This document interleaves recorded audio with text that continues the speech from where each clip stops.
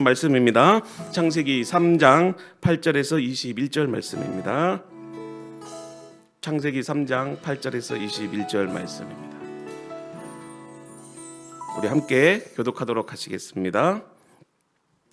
그들이 그날 바람이 불 때 동산에 거니시는 여호와 하나님의 소리를 듣고 아담과 그의 아내가 여호와 하나님의 낯을 피하여 동산 나무에 숨은지라. 9절 교독합니다.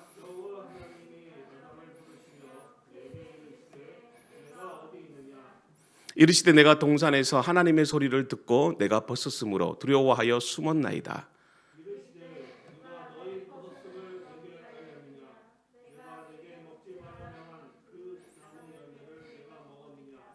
아담이 이르되 하나님이 주셔서 나와 함께 하신 여자 그가 그 나무 열매를 내게 줌으로 내가 먹었나이다.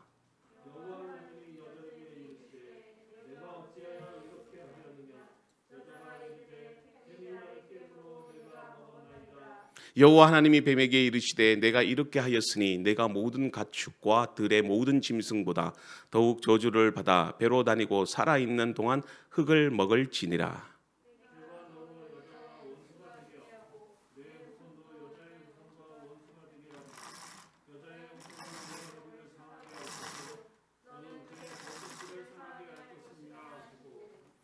또 여자에게 이르시되 내가 내게 임신하는 고통을 크게 더하리니 내가 수고하고 자식을 낳을 것이며 너는 남편을 원하고 남편은 너를 다스릴 것이니라 하시고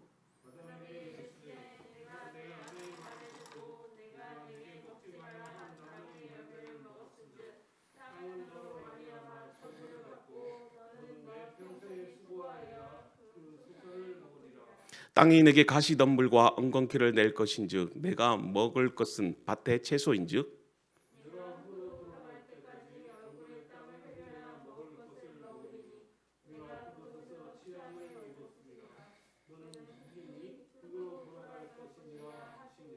아담이 그의 아내의 이름을 하와라 불렀으니 그는 모든 산자의 어미가 됨이더라. 같이 읽습니다. 여호와 하나님이 아담과 그의 아내를 위하여 가죽옷을 지어 입히시니라. 아멘. 예, 창세기 강해 시리즈 9번째 말씀인데요. 오늘 말씀은 이 가죽옷을 지어 입히시는 그 하나님의 긍휼과 그 사랑하심에 대해서 함께 묵상해보고 또 은혜를 나누려고 합니다. 오늘은 그 인간의 범죄 사건 이후에 타락한 인류를 향한 그 하나님의 사랑을 보여주고 있는 장면이 나옵니다. 아담과 하와에게 가죽옷을 지어 입히시는 하나님, 그 의미를 한번 생각해 보려고 하는데요. 여러분, 하나님과 우리 사이에 있어서 가장 힘든 것이 무엇인 줄 아세요?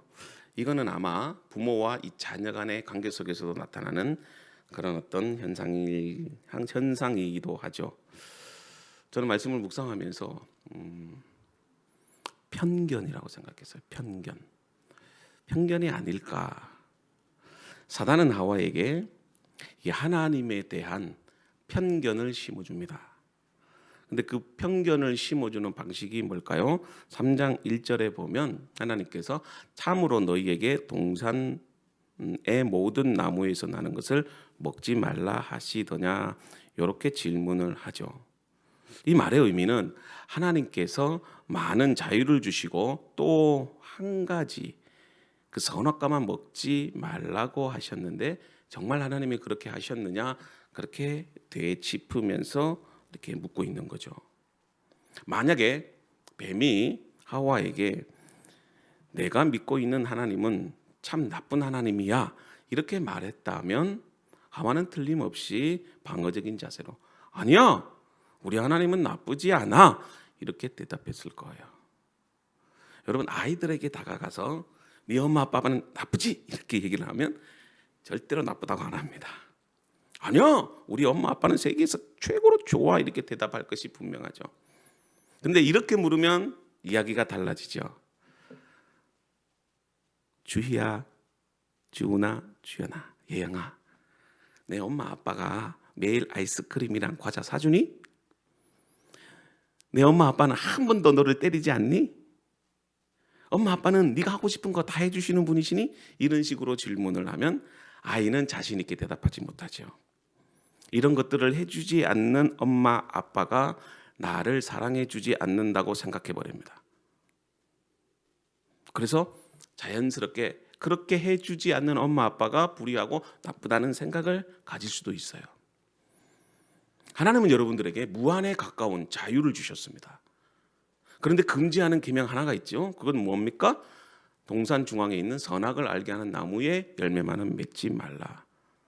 자, 무한한 자유를 주시고 또 무한한 생명을 주셨어요. 그런데 그 한 가지 때문에 이 사단은 그것만 확대해서 봐요. 제가 지난 시간에도 그랬잖아요. 하나님은 100을 주셨는데 우리는 99가지를 소유하고 있어요. 얼마나 기쁘고 좋아요. 그런데 우리는 뭐만 본다고요?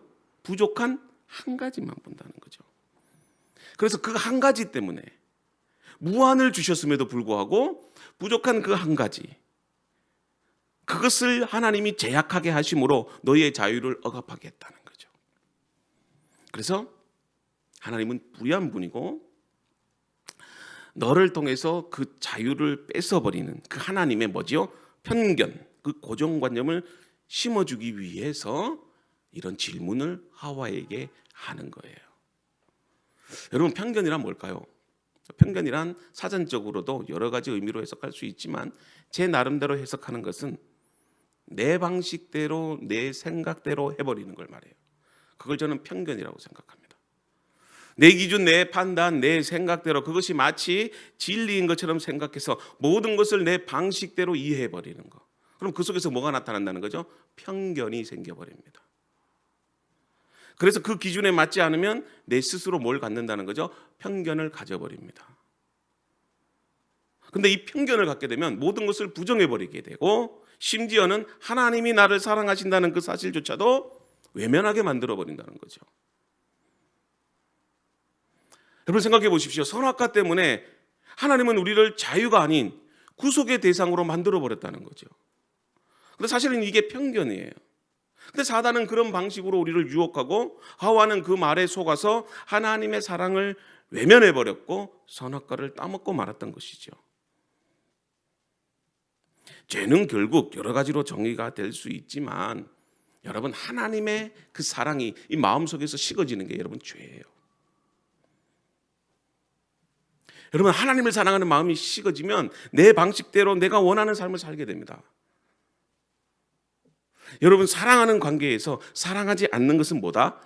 죄예요. 아담과 하와는 실제로 죄를 지은 후에 그들의 눈이 밝아졌다라고 성경은 기록하고 있어요. 그리고 그 밝아짐이 자신의 그런 어떤 벗은 것들을 깨닫게 됩니다. 그래서 무화과 나무를 엮어서 뭘 만들었다고요? 치마를 만들어 입어버립니다. 정말 사탄의 말대로 선악과를 따먹고 나니까 어떤 현상이 일어났다고요? 눈이 밝아졌어요. 근데 오히려 영적인 눈은 흐려져 버리고 죄의 눈이 밝아집니다. 우리가 창문을 통해서 세상을 바라볼 때 파란색 유리가 있는 창문을 보면 세상이 어떻게 보이죠? 파랗게 보입니다. 그리고 빨간 유리가 있는 세상을 바라보면, 빨간 유리가 있는 창문을 통해서 세상을 바라보면 모든 세상이 다 빨갛게 보여요. 마찬가지입니다. 모든 것들을 이 죄의 눈으로 보게 되면 모든 것이 다 왜곡되어 버리고 그 속에 편견이 나타나게 되고 결국은 하나님을 잊어버리게 만들어 버립니다. 아무리 여러분들에게 하나님은 여러분들을 사랑하신다고 여러분들이 말씀을 한다고 한다 할지라도 왜곡돼 버리고 편견을 가지고 있으면 그 사랑을 경험할 수가 없어요. 밖의 세상은 파란 세상만 있는 것이 아니고 밖의 세상은 빨간 세상만 있는 것이 아닌데 우리의 죄가 세상을 빨갛게 파랗게 봄으로 인해서 우리도 하나님을 빨간 하나님, 파란 하나님으로 그렇게 본다는 거죠. 이게 뭐다? 편견이라는 거죠. 그래서 하나님은 편견을 가지게 되면 작은 것 하나가 더 크게 보이기 때문에 그 작은 것 하나가 섭섭하게 느껴지기 때문에 하나님은 불의하시다. 하나님은 나를 사랑하지 않는다. 왜 하나님은 지옥을 만들어서 인간을 멸망시키느냐. 그런 하나님으로 생각해 버린다는 거죠. 아담과 하와는 이 죄를 짓기 전에는 그들은요 벗었습니다. 그러나 부끄러워하지 않았어요. 이 벗었다는 의미는 단순히 그런 어떤 육체적인 모습이 아니라 하나님과의 그 관계 속에서 아무런 꺼리낌이 없었다는 거죠. 꺼리낌이 없었어요. 근데 죄를 지은 이후로부터 뭐가 생기시는 거예요? 수치심이 생기는 거고 부끄러움이 생기는 겁니다. 그래서 부끄러워서 하나님께 나아가지를 못하는 거죠. 제가 둘째를 키워보면 둘째는 되게 똑똑하기도 하고 또 집에서는 말도 잘해요. 그런데 바깥에 나가면 많이 부끄러워해요. 부끄러워하니까 대화도 없고 스스로 위축돼 버리고. 그래서 우리가 부끄러움을 느끼고 난 이후에 하나님께 나아가는 것을 주저해 버려요. 그래서 성경에 보니까 이 아담과 하와가 죄를 짓고 부끄러워서 뭘 입었다는 거죠? 무화과 나무로 치마를 엮어서 스스로 그 부끄러움을 감추려고 해요. 그래서 날마다 두려움으로 하루하루를 살아갑니다. 그때 말씀을 보니까 하나님이 동산을 거니셨는데 그때 아담과 하와가 하나님의 낯을 피해서 아마 동산에 거니시는 그 모습을 본 것 같아요. 그러니까 낯을 피해서 어디에 숨냐면 동산 나무 밑에 숨어버립니다. 그때 하나님이 아담을 부르시죠. 그래서 하나님께서 8절과 9절에 보면 이렇게 하시잖아요. 여호와 하나님이 아담을 부르시며 그에게 이르시되 아담아 내가 어디 있느냐? 내가 어디 있느냐? 자, 이 말씀을 보면 하나님이 지금 아담을 찾으십니다. 정말 몰라서 아담을 찾으실까요? 그건 아니라고 생각해요. 어쨌든 하나님이 아담을 부르고 계십니다. 그러면 아담이 죄를 지었으니까 이놈의 자식 불러내서 아마 벌을 주기 위해서 그러면 하나님이 부르셨을까요? 물론 그렇게 생각할 수도 있을 거예요. 하지만 저는 그것이 다 아니라고 그렇게 생각했어요. 더 중요한 것은 오늘 말씀의 제목처럼 이 수치심을 느껴서 두려워서 동산 나무 밑에 숨어버린 이 아담과 하와에게 가죽옷을 입히시기 위해서 그 부끄러움을 감춰주시기 위해서 하나님은 아담과 하와를 부르셨던 거예요. 하나님은 언제나 여러분들을 부르고 계십니다. 이유가 뭘까요? 우리를 책망하고 죄를 지적하고 징계하시기 위함이 아니라 여러분들에게 그 수치심을 가리워 주시기 위해서, 여러분들의 아픈 상처를 치유해 주시기 위해서, 여러분들로 하여금 가죽옷을 입히기 위해서 부르고 계시는 거예요. 그래서 하나님의 부르심은 우리로 하여금 회복의 부르심이고, 하나님께서 우리를 부르게 하심은 우리로 하여금 잃어버렸던 그 하나님의 기쁨을 되찾게 하기 위해서 우리를 부르고 계시는 거예요. 사실 우리가 아이들을 가르치면서, 죄송한 표현이지만 이놈 새끼 빨리 안아 이렇게 부르는 거는 애들을 그냥 회초리로 죽여버리려고 하는 게 아니지 않습니까? 어떻게 해서든지 그 아이들의 잘못을 깨닫게 하고 다시 그런 어떤 새로운 사람으로, 새로운 아이로 정말 부모를 사랑하고 다시는 이런 죄를 짓지 않도록 하기 위한 부모의 마음이 있어요. 물론 부르신 이후에 회초리를 맞죠. 그러나 그 속에서는요, 하나님의 사랑이 있다는 것을 여러분들이 믿어야 됩니다. 여러분, 죄를 짓고 난 뒤에 무화과 나무를 엮어서 치마를 만들어 입어 두려워서 숨었다는 것은 결국은 인간이 뭘 인식했다는 거죠? 이제부터 죄를 인식하게 됐다는 겁니다. 여러분, 수치심을 왜 느끼는 거죠? 두려움을 왜 느끼는 거죠? 그 안에 죄가 있기 때문에 그런 거죠. 그래서 여러분들 11절에 보면 이런 말씀을 하는데요. 이르시되 누가 너의 벗음을 내게 알렸느냐? 내가 내게 먹지 말라 한 그 나무 열매를 내가 먹었느냐? 그렇게 말을 해요. 자, 하나님이 지금 아담에게 뭘 각인시키느냐면 죄를 각인시키십니다. 누가 너의 벗었음을 내게 말했느냐? 정말 내가 먹지 말라 한 그 나무의 열매를 내가 먹었니? 이렇게 합니다. 그럴 때 여러분, 하나님은 다 알고 계셔요. 부모들도 자녀들의 눈빛을 보면 제가 학교에서 졸았는지, 아니면 제가 엄마의 돈을 훔쳤는지, 아니면 거짓말하는지 신기하게도 부모는 다 알아요. 근데 마치 우리도 하나님 앞에 죄를 지었을 때 하나님은 모르시겠지. 그게 다윗이 밧세바를 범하고 난 이후에 다윗이 생각했던 거예요. 감쪽 같았어요. 아무것도 몰랐어요. 완전 범죄에 가까울 정도로 유일한 그런 어떤 자기의 죄를 들통날 수 있는 이 밧세바의 남편 우리아까지도 죽여버렸어요. 정말 아무도 모릅니다. 그러나 하나님은 알고 계셨어요. 지금 하나님께서 여러분들에게 묻고 계셔요. 누가 너의 벗었음을 내게 알렸니? 내가 먹지 말라고 한 그 나무 열매를 내가 먹었니? 이 말의 의미는 뭘까요? 알고 있지만 너희들이 진심으로 회개하고 하나님 앞에 그 죄를 고백하기를 원하신다는 거죠. 그래서 하나님께서 여러분들의 죄를 각인시켜요. 그럴 때 여러분 어떻게 해야 될까요? 죄를 숨기면 안 돼요. 숨어버리면 안 된다는 거죠. 자신의 잘못을 고백하고 하나님 앞에서 용서를 빌어야 여러분들 회복의 은혜가 있습니다. 우리 로덴교회가 이렇게 창립이 된 이후 난 이후에 처음으로 사순절 예배를, 우리가 사순절 기도회를 드렸잖아요. 40일간. 그때 제목이 뭐였을까요? 우리가 어떤 주제를 가지고 이 사순절 기도회를 그렇게 했습니까? 회복의 은혜였어요. 회복은 우리가 하나님 앞에 엎드려 우리의 죄를 고백할 때에 주어지는 하나님의 은혜예요. 죄에 대한 징계가 두려워서 하나님 앞에 나아가는 것을 주저한다면 그것은 결코 우리는 은혜를 경험할 수가 없다는 것이죠. 죄는 뭘까요? 죄는 자꾸 감추려고 합니다. 드러내는 것에 대해서 뭘 느끼는 거죠? 수치심을 느끼는 겁니다. 그래서 자기는 완전 범죄한 것처럼, 자기는 아무런 죄를 지으지 않는 것처럼 그렇게 행동을 하지만 하나님은 다 알고 있다는 것이죠. 그래서 오히려 자기 변명, 자기 합리화로 자기 의로움을 드러내려고 해요. 그게 위선이죠. 그래서 죄가 죄를 낳게 되고 더 큰 죄를 짓게 되는 것이죠. 이게 바로 이 죄의 무서움이에요.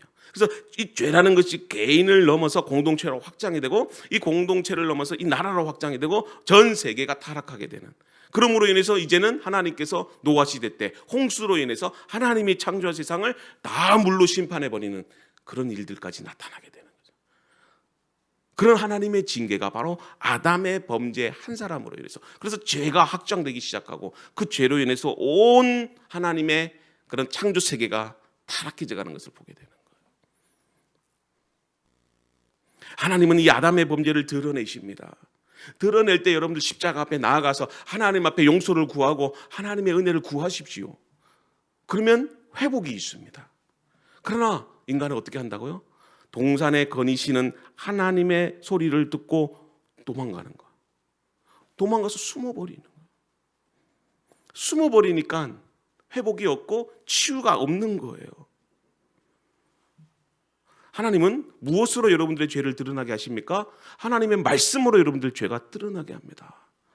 그래서 우리가 말씀을 묵상하면 그 속에서 하나님의 뜻을 알게 되고 하나님 앞에서 우리가 지은 죄가 무엇인지 깨닫게 되는 거예요. 그래서 말씀을 묵상하게 되면 날마다 하나님께서 우리의 마음을 찌르고 계시는 거예요.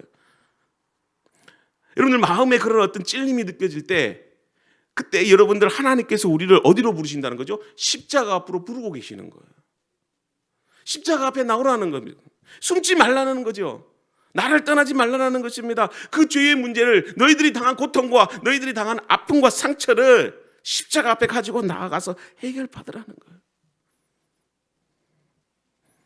근데 사람들은 하나님 앞에 서면 자신의 수치가 드러나기 때문에, 자신의 부끄러움을 드러나기 때문에 하나님을 외면하고 하나님의 말씀을 가까이 하지 않으려고 해요.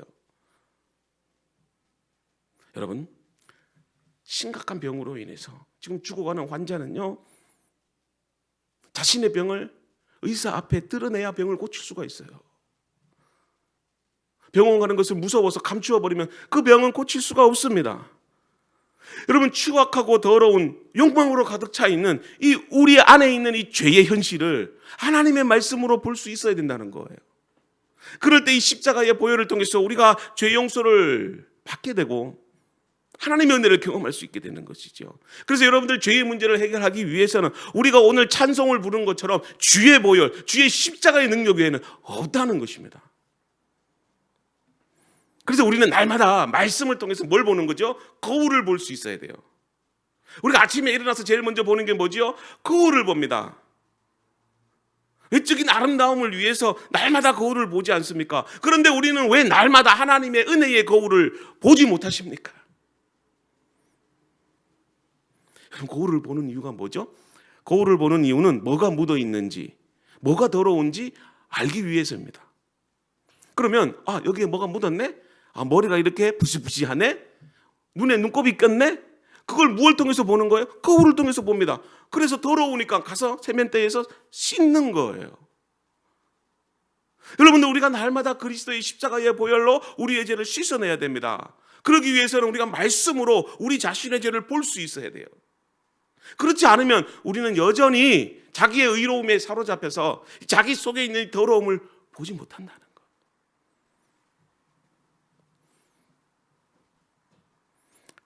하나님께서 아담을 부르시는 이유도 지금 내가 너희의 죄의 문제를 해결해 줄게. 너 지금 두려움에 떨고 있잖아. 너 힘들잖아. 그러니 내 앞으로 와. 내 앞으로 와서 너의 죄를 고백하렴. 힘들잖아. 수치스럽잖아. 그러나 걱정하지 마. 내가 너를 도와줄게. 그 사랑의 음성을 아담아 어디 있느냐 하시면서 찾고 계시는 거죠. 여러분, 우리의 인생이 죄로 인해서 느끼는 것은 수치심과 부끄러움이에요. 그래서 날마다 그 수치심과 부끄러움 때문에 두려움으로 살아간 것이 우리의 현실이에요. 그래서 하나님께서는 우리의 이런 모습을 하나님은 안타깝게 여기셔서 우리를 회복시켜 주시고자 여러분들을 부르고 계시는 거죠. 예영아, 내한테 오지 않겠니? 주연아, 하나님께로 오지 않겠니? 이렇게 부르고 계시는 거예요. 그래서 여러분들 하나님이 부르실 때 그 하나님 앞에 나아가는 자가 하나님의 은혜를 받는 거예요. 이게 복 있다라고 시편 32편에서 우리에게 말씀하고 있어요. 시편 32편인가요? 네, 여기 있네요. 우리 같이 한번 읽어봅시다. 시작. 허물에 사함을 받고 자신의 죄가 가려진 자는 복이 있도다. 마음에 간사함이 없고 여호와께 정죄를 당하지 아니하는 자는 복이 있도다. 여러분, 지금 다윗이 이 시편 32편의 말씀을 통해서 정말 하나님 앞에 자신의 죄를 용서해 달라고, 그리고 진정한 복이라는 것은 하나님께 용서함을 받는 자가 복이 있다라고 고백을 하고 있어요. 여러분 기억하십시오. 회복을 원하십니까? 치유되기를 원하십니까? 그러면 반드시 고통이 따라옵니다. 요즘 우리 집에 큰일 날 일이 몇 번 있었어요. 우리 아내로부터 시작해서 첫째 애, 둘째 애가 소화불량에 걸려서 막 토하기도 하고요. 학교에 갔던데 갑자기 연락이 오는 거죠. 우리 주은이가 학교에서 갑자기 복도에서 토해가지고 엄마 빨리 오세요. 그러면서 빨리 데리고 가라고. 그래서 배가 아파서 많이 힘들어했어요. 그래서 밤에 힘들어하는 그 아이를 보면서 참 마음이 아팠는데요. 그럴 때 우리 엄마 아빠들은 민간요법이 있죠. 뭘 하죠? 네, 손가락을 딱 따주잖아요. 손가락을 딱 따주잖아요. 손가락을 따줘요. 그것도 하나가 아니라 양손을 다. 속이 더부룩하거나 밥 먹다가 체하면 언제나 저희 어머님들은 어떻게 했다는 거죠? 손가락을 바늘 끝으로 이렇게 딱 땄어요. 그러면 이 혈자리에서 피를 내주기 때문에 이 경직된 소화기관을 풀어주잖아요. 그리고 소통이 잘 되게 하잖아요. 근데 신기한 게도 그렇게 한번 이렇게 딱 따고 나면 체한 것이 내려가요. 근데 우리 주은이가 이걸 두려워하는 거죠. 손가락으로 따자 그러니까 절대 안 된다는 겁니다. 발광을 하는 거예요. 좀 이따가 하자, 좀 이따가 하자. 이걸 해야지 속이 가라앉는데 절대 안 된다는 겁니다. 그렇잖아요. 아이의 입장에서 손가락 따는 거 무서워요. 그러나 손가락을 따야 됩니다. 그 잠깐의 고통, 따끔거리는 그 0.1초? 네. 근데 그것만 견뎌내면 어떻게 된다는 거죠?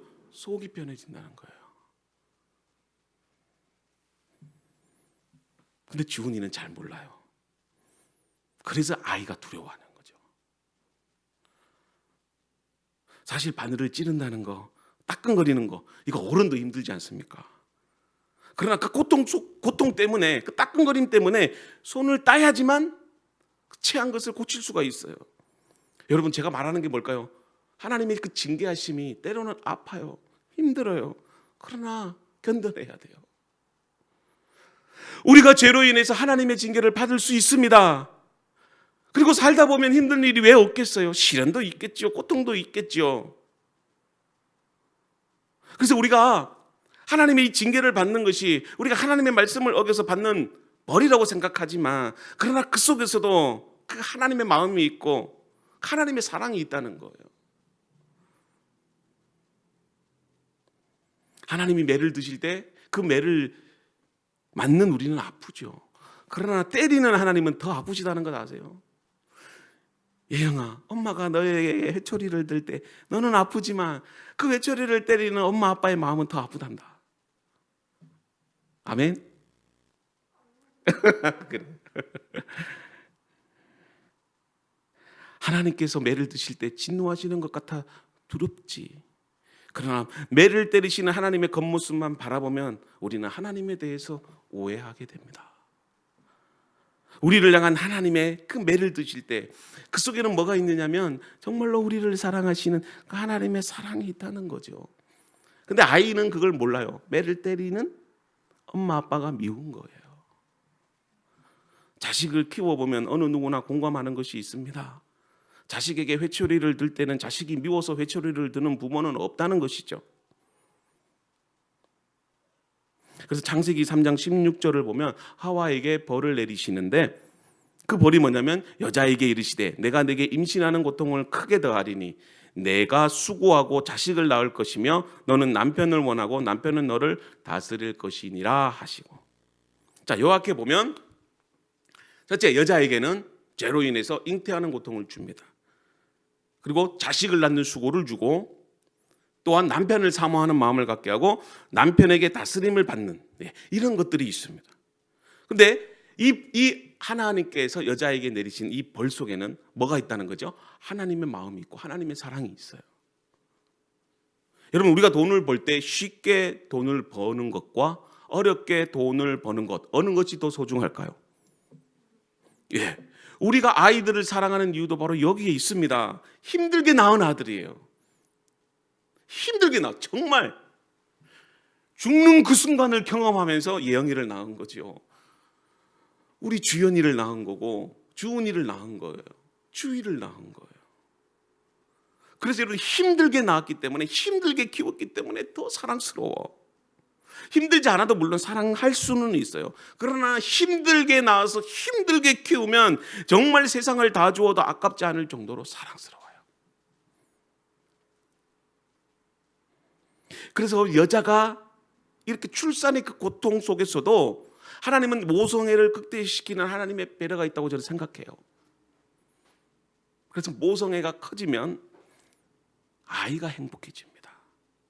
그러면 엄마가 행복해지고 아이가 행복해지면 뭐가 행복해진다는 거죠? 가정이 행복해지는 거죠. 자, 아담도 마찬가지입니다. 3장 17절과 19절에 보면 이렇게 말씀하고 있는데요. 우리 같이 한번 읽어봅시다. 3장 17절 19절 시작. 아담에게 이르시되 내가 내 아내의 말을 듣고 내가 네게 먹지 말라 한 나무의 열매를 먹었은즉 땅은 너로 말미암아 저주를 받고 너는 평생에 수고하여야 그 소산을 먹으리라. 땅이 내게 가시덤불과 엉겅퀴를 낼 것이라. 내가 먹을 것은 밭의 채소인즉 내가 흙으로 돌아갈 때까지 얼굴에 땀을 흘려야 먹으리니 내가 그것에서 취함을 입었음이라. 너는 흙이니 흙으로 돌아갈 것이니라 하시니라. 자, 이 말씀을 보면 아담이 아내의 말을 듣고 하나님께서 금하신 그 선악과를 먹었습니다.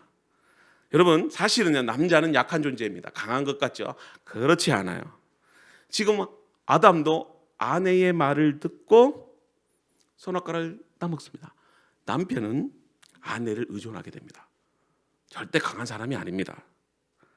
그래서 아담도 어떻게 했다는 거죠? 결국 아내의 말을 듣고 선악과를 따먹습니다. 이것은 아담 스스로 잘못을 선택한 거죠. 자, 그래서 하나님은 이 아담의 잘못으로 아담에게도 하와처럼 그에게 벌을 내리시는데 그 벌의 특징이 뭐냐면 땅을 저주하십니다. 말씀을 보니까 땅이 저주를 받아서 뭘 낸다? 가시덤불과 엉겅퀴를 내게 됩니다. 근데 이 가시덤불과 엉겅퀴는 곡식의 성장을 방해합니다.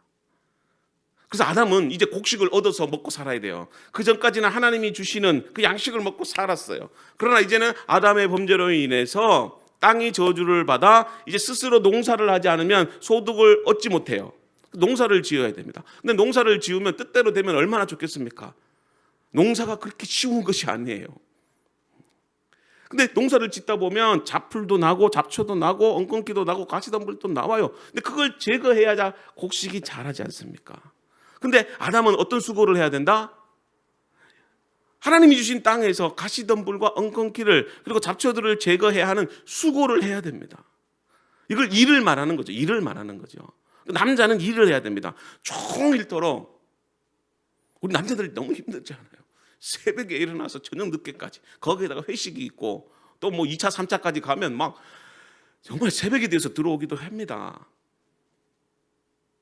근데 남자들은 어쨌든 이 종일도록 일을 해야 이 소산을 먹을 수가 있어요. 이 말은 땀을 흘려야 된다는 것입니다. 그러면 우리도 이 속에서도 뭘 느낄 수 있다는 거죠? 하나님의 사랑을 느낄 수 있습니다.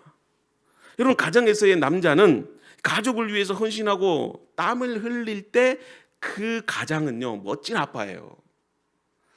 제일 아빠가 힘들 때가 뭔 줄 아십니까? 직장에서 실직하고 집에서 놀 때예요.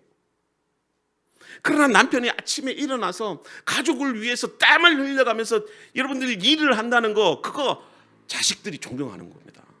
아내가 좋아하죠.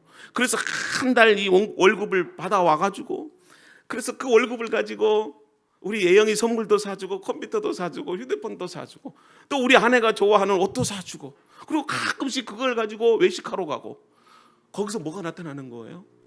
네, 그렇게 하세요. 네, 부활절 선물 드렸잖아. 그러면 얼마나 행복한 가정이 돼요. 근데 남편이 자기 그런 어떤 의무를 감당하지 않고 맨날 집에서 뒹굴뒹굴 놀고 남들처럼 그냥 도박이나 하려고 하고 주식이나 투자하려고 하고, 여러분, 남자로서 땀을 흘리고 수고할 때 그게 아름다운 거예요.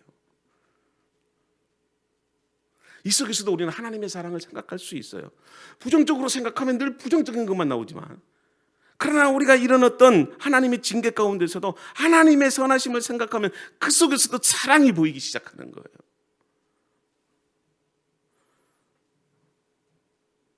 하나님의 말씀을 불순종한 아담과 하와가, 자, 약속대로 어떻게 되는 거죠? 흙으로 돌아가야 돼요. 이거는 죽음을 의미하죠.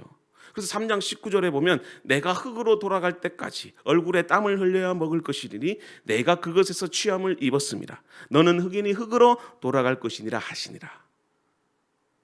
저는요, 전에 이중표 목사님이라고 한국교회에 큰 어떤 발자취를 남겼던 한신교회 담임 목사님이 계셨어요.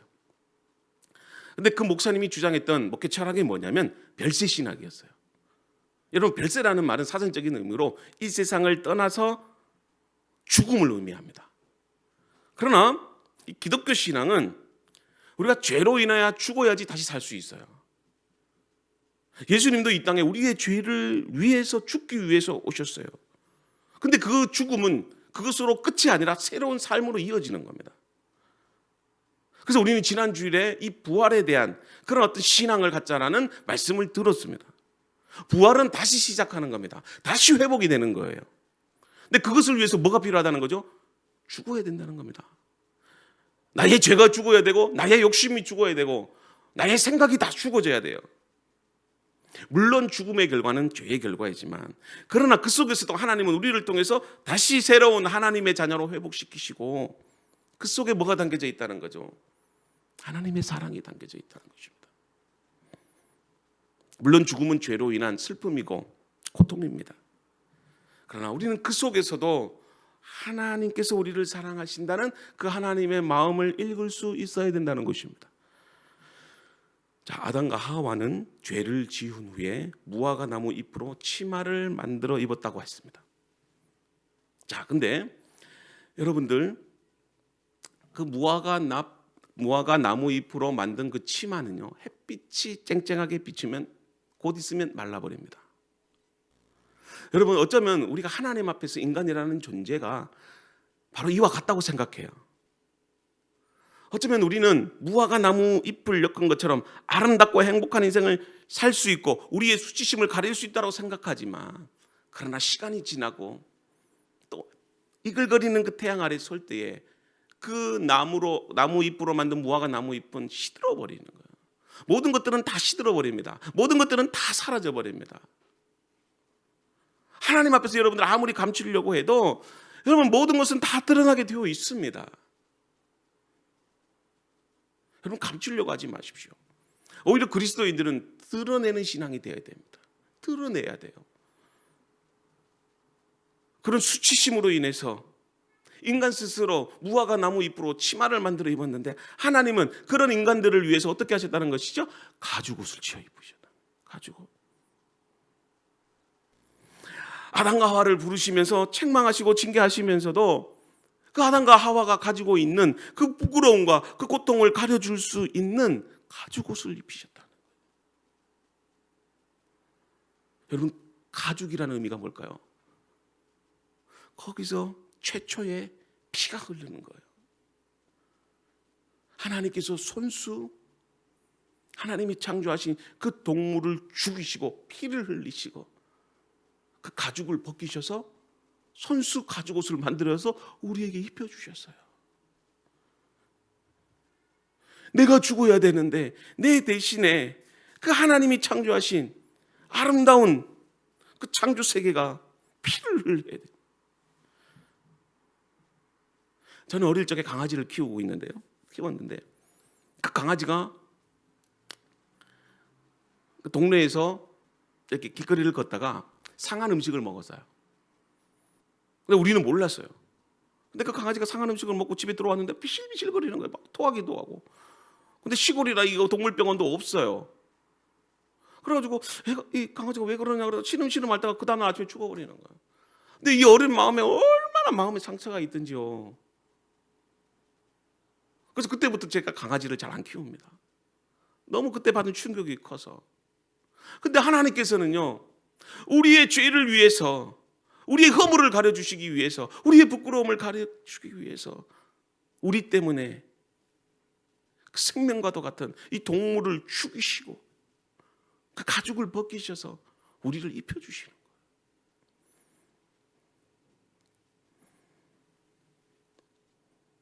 하나님은 짐승이 흘린 동물의 피로 말미암아 사람의 부끄러움을 가려주시는 제사 제도를 만드신 거죠.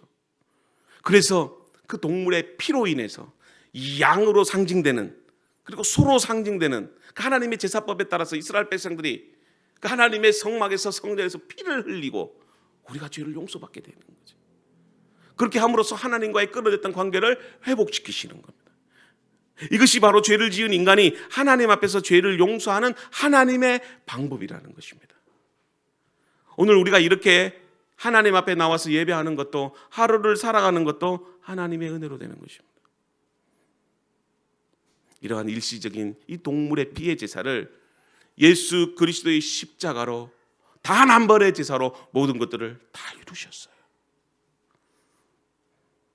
그래서 예수님의 십자가의 죽음은 우리를 모든 죄의 문제에 대해서 다 해결해 주셨다는 것입니다. 그래서 우리가 예수 그리스도를 믿는 믿음으로 나아가기만 하면 우리의 죄가 용서함을 받고 그 예수 그리스도의 십자가의 피로 말미암아 하나님께로 나아갈 수 있는 그런 위대한 영광스러운 은혜를 우리가 얻게 되었다는 거예요. 자신의 생명을 바쳐서 죄로 인해서 죽어갈 우리의 인생을 하나님께서는 그 아들의 십자가의 피로 우리를 다시 회복시켜 주셨습니다. 이것보다 더 큰 하나님의 위대한 사랑이 어디에 있겠습니까? 사람은 어떻게 생각하느냐에 따라, 어떤 프레임을 가지느냐에 따라서 그 대상을 평가하는 결과가 다르다고 합니다. 여러분들이 하나님을 불의한 하나님으로 생각하면 하나님은 불의한 하나님밖에 될 수 없어요.